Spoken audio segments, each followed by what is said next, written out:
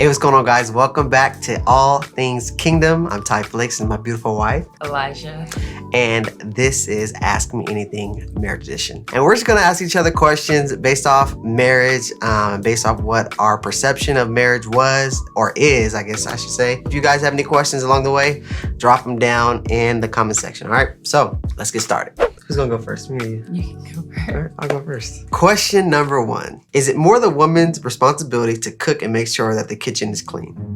That kind of goes into one of the questions that I had, because I feel like it depends on how, the household is set up. So in our house, it is more my responsibility because I don't have the responsibility of working and paying bills. That's his responsibility. So my responsibility is to manage our home, make sure clothes are washed, dishes are washed, food is prepared so that he can do his job and pay the bills and take care of everything else. Yeah, in my opinion, we live in a world where men and women both work.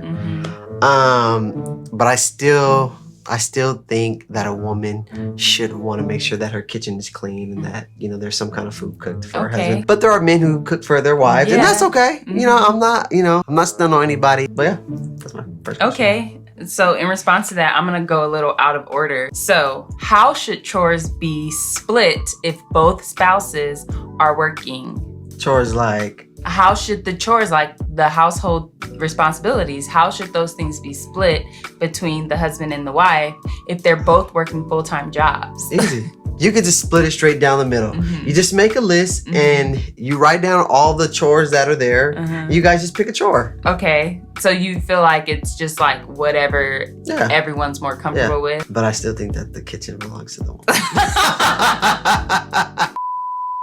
That's a problem because I don't like him washing the clothes. I don't like the way he washes clothes. I'm not touching the clothes. And I love the way you do my laundry. So. Win-win. Moving on. Question number 2. How often should married couples have sex a week? Come on, fess up. Speak for the women. Okay. I know personally, I think that you should be having sex regularly. You should. Let's get a hard number. Let's not be ambiguous. Let's get a hard number. I think at least 4 times a week. At least 4 times a week. 4 to 7 ain't bad. You said 4 to 7? I said 4 out of 7 ain't bad. Oh, okay. Yeah, I think at least 4 times a week. You shouldn't be going days without engaging in sexual intimacy with your spouse. I don't feel like that's a healthy thing to do. No. Okay. I would say a map. A what? A map. A map. As much as possible. No, give it a hard answer. I want hard numbers. No, I agree. At least 4 to 5 times. I mean, because sometimes there are times where one person may not feel like it or one person may be tired, but that's the sacrifice of marriage, right? A good friend told me this. They said, always save something in the tank for your wife. I said, man, that is so good. Yeah. Always save something for your spouse. Yeah. So if you're tired, still I think the only time is if you're sick. If you're sick, if a woman's on her monthly cycle. Obviously, yeah. Yeah. Here's another sex one for number 2 for me. Does more sex help someone who's struggling with temptation? Do you think that in marriage, a spouse can, if they give the struggling spouse more sex, they'll struggle less with temptation? That's a good question. The world would say yes, but I would say no. When you have a lust problem, it doesn't matter. You just want all kinds, and you just want all kinds of different things. You know what I'm saying? So you could get it from your wife, but if you have that problem anyways, you're watching stuff and you're seeing things and you're oh man, I want it like this, or I want it like that. I want to do, you know what I mean? And it kind of gets out of control. Yeah. So no, I don't think more sex from your spouse is going to fix that appetite for a man being lustful or looking out for another woman and being sick. I agree. That's a good question, actually. I think it reminds me of something that your mom says, lust is perversion, right? And perversion is a pool. So if you're in that pool of perversion, more sex with your spouse isn't going to take you out of that pool. So right. Yeah, my answer is no too. Yeah, that's good. All right, my turn. Should married couples have private bank accounts that the other person doesn't know about? No. Like, and we're talking like kingdom marriages, healthy Right. kingdom marriages. Right. There's no abuse. There's no like physical abuse, sexual abuse, and financial abuse. Like the husband or wife, if she's the breadwinner, they're not withholding funds, and they're not like keeping you from, having your needs met financially. Then absolutely not.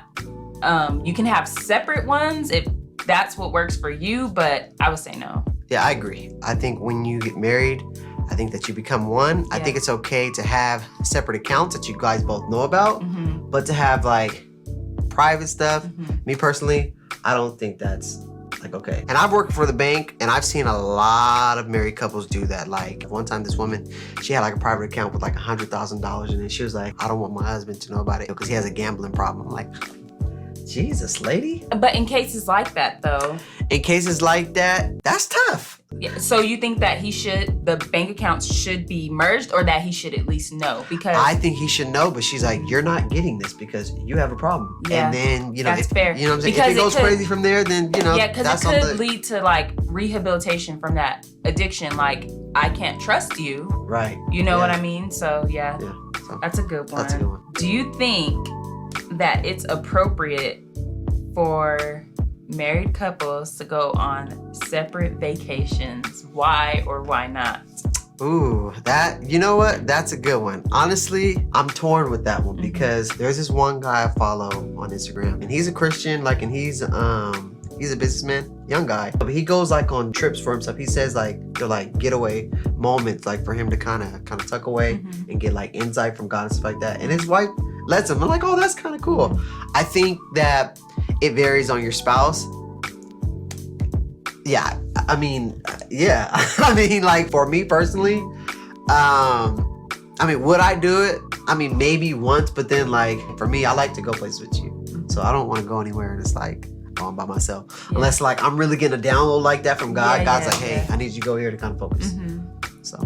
Yeah, I agree. I think that it's like, honestly, I do think it depends on like the time too. Like, I don't think you should be on like extended vacations away from like your spouse, because it's like, why do you need a vacation from your spouse? Like, there's a deeper issue here. Like, you might need to seek some counseling. Because for Mother's Day, you let me. Right. Yeah. Okay. Yeah. Not let. Well, let me. But not let it like in a like I rule over you type thing. You know what I'm saying? But I do think it's courteous. Like it's like, hey, babe, I want to go here with A, B, and C, my sisters or whatever. Right. For Mother's Day, we did do like a Mother's Day trip with his sisters and his mom. So, Yeah. What is the hardest part about submitting to a man? Because these girls be out here. Okay, so for me personally, the hardest thing about submitting was that I just didn't know how to. I think the hardest part was learning how to submit, because previously, not being in kingdom relationships and I just didn't know how to submit.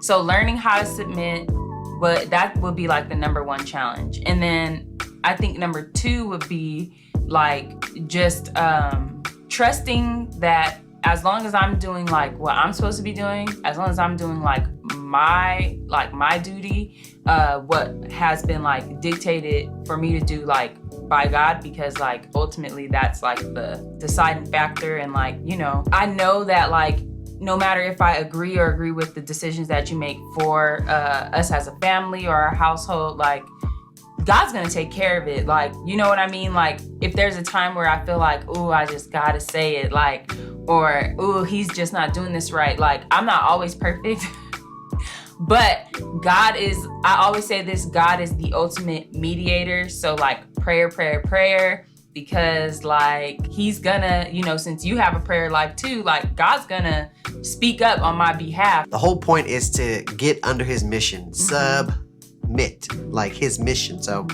find somebody that you can get like under, really. So if his mission is good and like you agree with it and you feel safe with it, then get up under it. If you don't, then don't, you don't have to be with the man.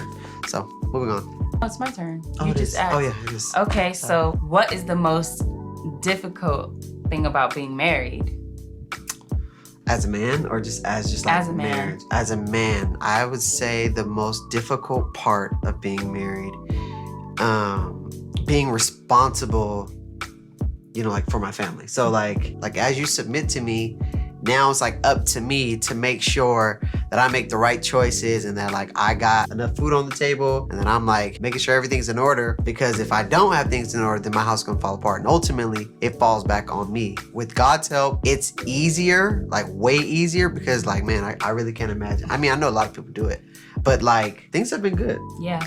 We're coming up on 5 years, so things have been good. Yeah. 5 good years. 5 happy amazing years. Like, no, for real. Not like a year of us like split up or like months split up months at a time. But yeah, that's my answer. Okay.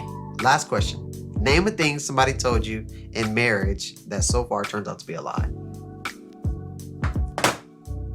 I think the first thing that I thought of when you asked that is that the first year is the hardest. Yeah, I've heard that before. I've heard that the first year is the hardest, and I always hear people say like the honeymoon phase, like it ends. I do feel like I'm still in a honeymoon phase. Like our first year was not hard at all. Like our first year was amazing. It really was. Yeah. It was great. Like I think the first like real issue that we had, and it wasn't even like a fight we had, it was like the first thing like we had to come against and like come together and pray about happened after the first year, just after the first year. But that the honeymoon phase, it just like once that's over, like it's all downhill. Even the mundane in marriage, like those everyday things like cooking dinner or just like watching TV together, like that is not boring to me. Like I enjoy my spouse, I enjoy his company, like I like being with him, he's my friend. So it's not like I don't get bored, like I'm not like this again, you know what I mean? Right. Yeah. Marriage is beautiful. Okay, my last question. How has marriage impacted your spiritual life? Oh man, that's such a loaded question, but I'll try to keep it condensed. Marriage is really not about you. And I think that's something that hit me super hard. Like it really taught me to be selfless and to put my spouse first, to serve. And even like with our walk with Christ, that's what we're called to do, to love and to serve. And so that really helped me to put like my needs in the back burner and really put like the needs of what God wants and what the needs of the people are. I think that's like the biggest thing, because like you really have to be selfless in marriage. Yeah. There's like no room for being selfish. Yeah. That's like the biggest thing for me, like I would say. I agree. Like to serve. I agree. Yeah. We read a book called Sacred Marriage by Gary Thomas, and he said one of the most profound things that I've ever heard about marriage, and it was, marriage is not to make you happy, it's to make you holy.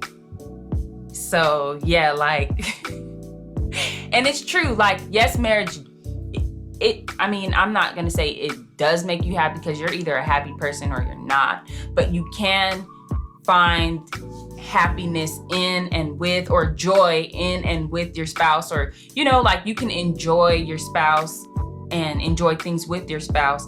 But marriage is, if you're not a happy person, marriage is not gonna make you happy. Good luck. And that's not the purpose of marriage, as Gary Thomas stated. The purpose of marriage is to make you holy. That's the real deal right there. We hope that you guys enjoyed these 5 questions. Again, if you guys have any questions that you guys want us to talk about, just write them down below, and we'll try to cover them. But we are gonna do a section on dating. Yeah. Just like some questions about dating and, because there's a lot of rumors, there's a lot of thoughts, and we kind of want to cover them. So let us know any thoughts that you guys have, and we hope that you guys enjoyed this video. Thank you for watching. And we'll get back to you guys again pretty soon. Peace.